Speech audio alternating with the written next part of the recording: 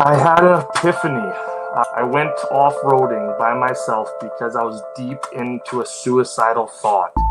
I did not want to be part of this earth anymore. It got overwhelming. No one really understands the stress because if you cooperate, you can continue doing what you're doing. There are no consequences other than like potentially keeping your ego and your status on the streets up. But deep down, you're lonely. There's too many things going on. You need drugs or alcohol to cope. The people are still not who they're supposed to be, but you know that you're not going anywhere because you're cooperating. Just to not have a 9-to-5 job, you got to live a really ruthless life.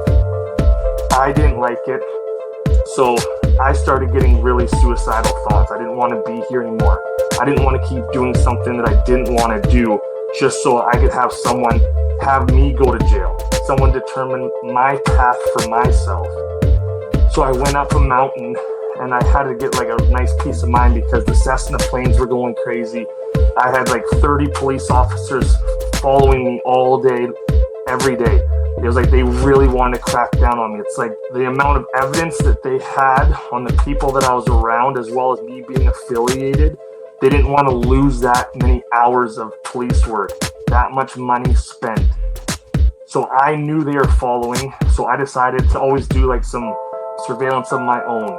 I would do figure eights, take a left, take a right, sit there, watch the cars pass me, and then watch the people inside them, see what kind of vehicles those were. And then continue doing that for hours because I was bored. I had nothing better to do. I was just mentally broken. So I'd just do stupid shit just to have them expose themselves. So when I went up this mountain, I was deep in thought, not understanding like what my purpose was.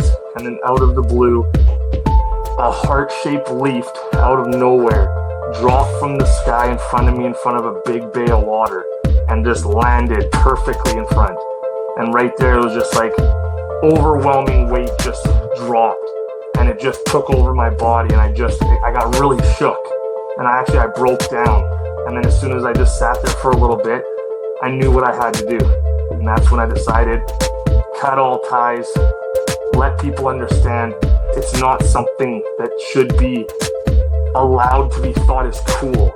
Like there's a lot of people that are still in this game for only one reason, and it's to keep up the persona that they've already created by now being manipulated by a higher power of technically being an informant or, you know, someone at the top. A lot of these people don't go to jail. And why is that? Like if the police have so much intelligence, so much surveillance and technology, and people are still on the streets, how does that make sense? They need control. So the higher people puppet master the control for the streets. So if you think it's cool, you're going to get taken down. You're going to have a criminal record, and then you're not going to be able to do things. You're going to go to jail, and jail is one thing the police want you to understand isn't where you want to go. So it's either obey or you're going to jail. And everyone chooses obey.